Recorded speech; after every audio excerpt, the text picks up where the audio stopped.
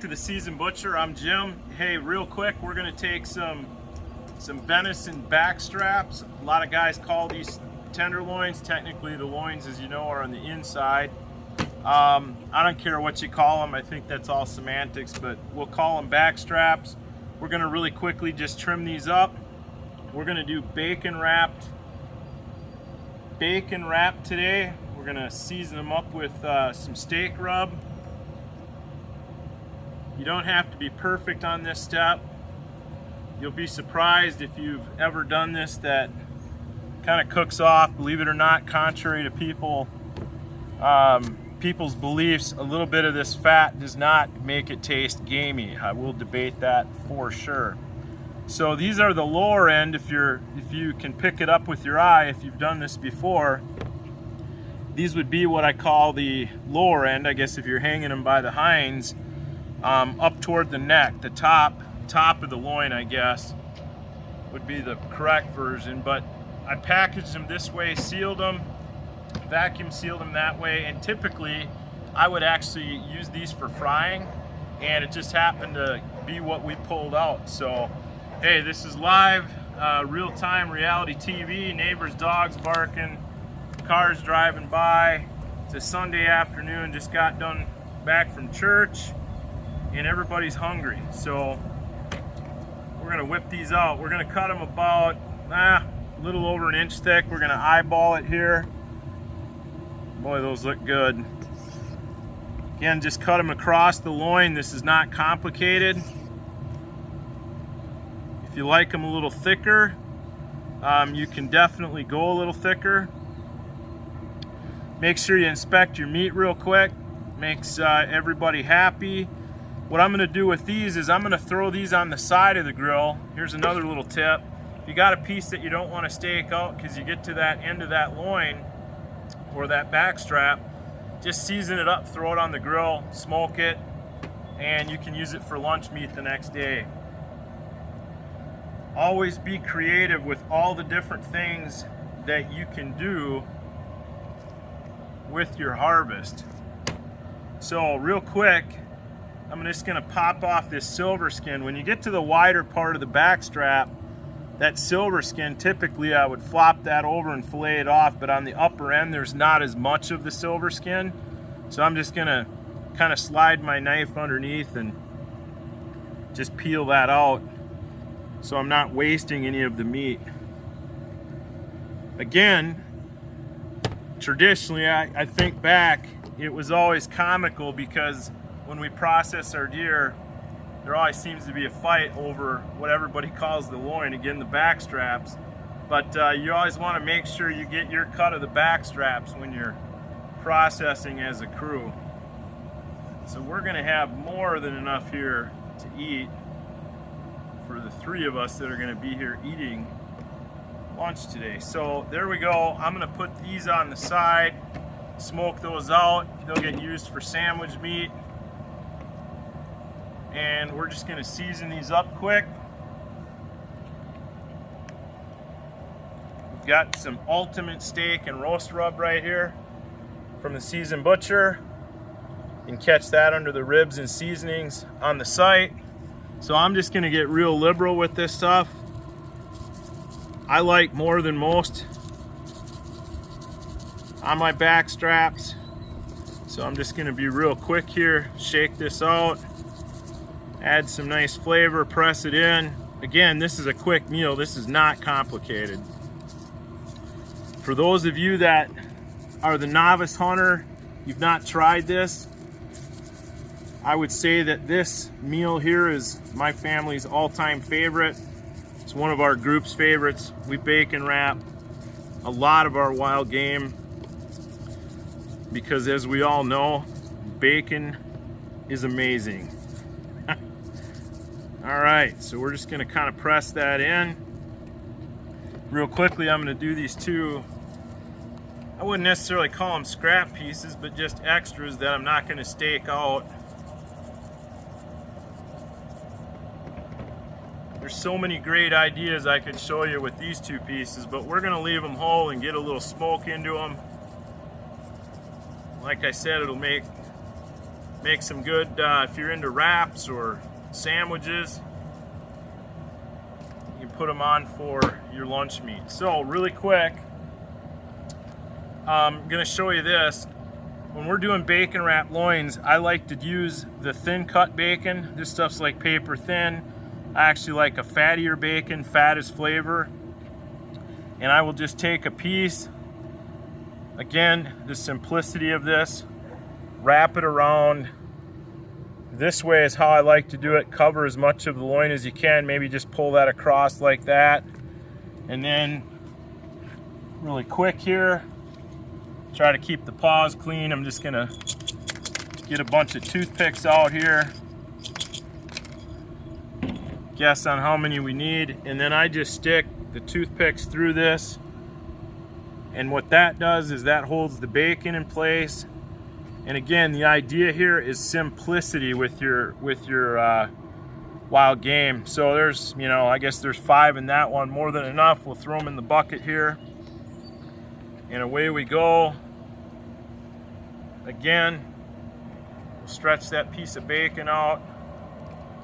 And I do like to try to actually pull it somewhat tight, just because it seems to hold on that piece of meat better. Again, run those through. Sometimes you got to run one in from the side. That's all right. Real quick disclaimer, don't forget when you're eating these to pull the toothpicks out. They'll kind of burn off and they'll shorten up in the cooking process when your bacon flames up. And you just keep repeating this step with each piece of loin you have. Just wrap it around. If the bacon is too long, you can either go with a thicker piece of bacon, which I'll do on this one just to show you, or you could cut that piece of bacon in half. When you are grilling these, you want to make sure the bacon, obviously for obvious reasons, completely cooks. Generally, your venison will be done to medium rare about the time the bacon is done. Just a little cooking tip. We're going to run these to roughly 135 to 140 degrees today with a meat probe, and they will be ready to go just like that. So that's what they're going to look like. So to recap, all we did was take out that back strap from the freezer. We cut it in approximately 1-inch thick pieces. We seasoned them, and then we bacon wrapped them, and we put the toothpicks through them. A lot of our short video clips like this one are to share with you different ways that we make quick meals with our wild game. And that's all about sharing the tradition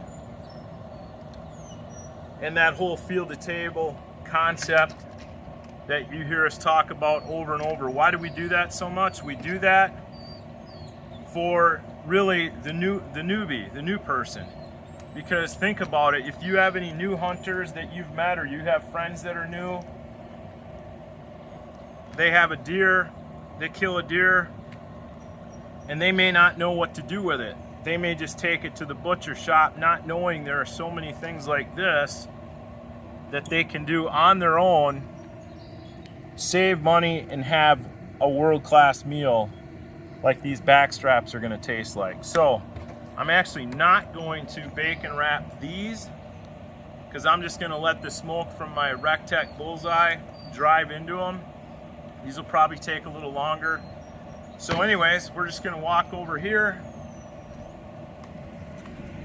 I'm starting the grill today at 400 degrees, just because we're hungry and want to cook these.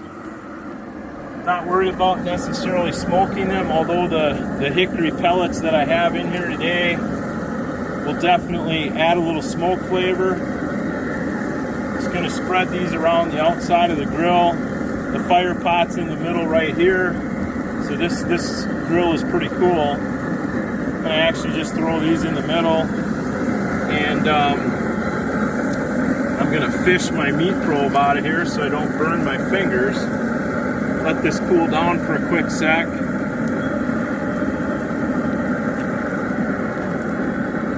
gonna do it this way, save a little bit of time. I'm gonna actually drive this into one of these right here.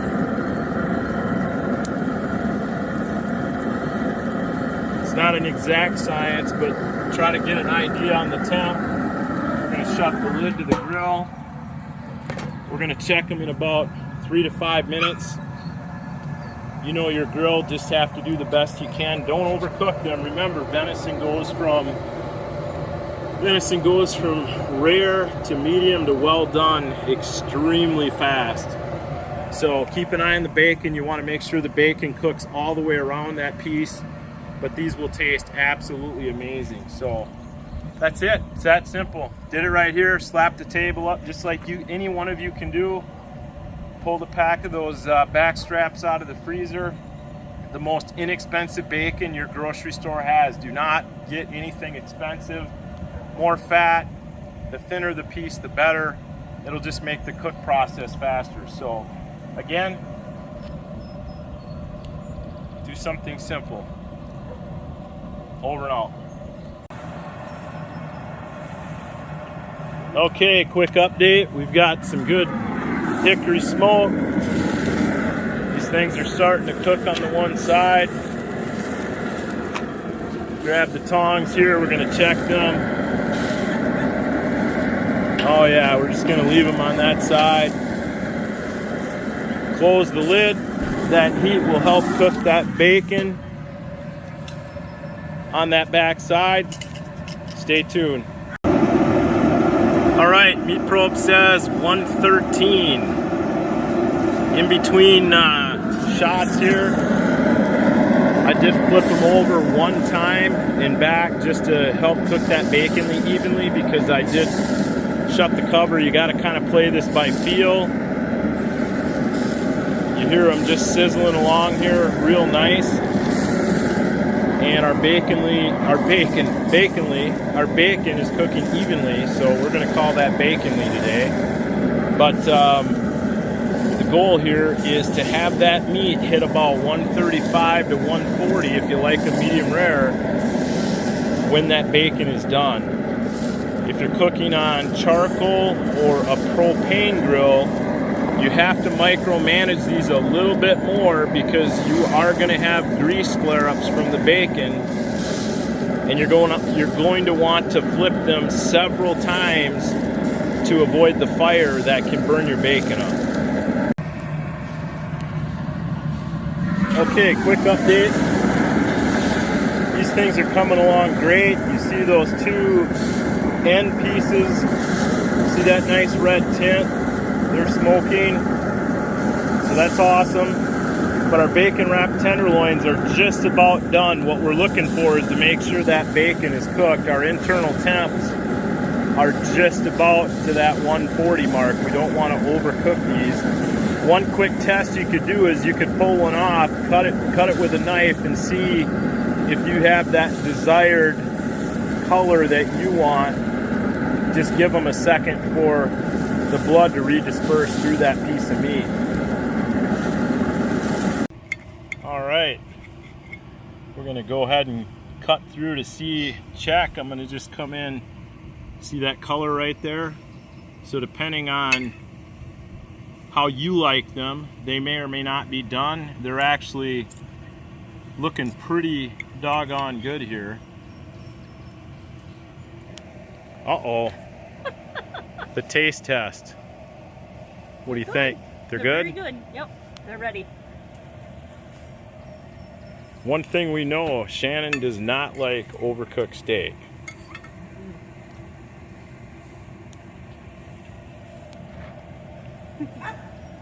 Uh-oh.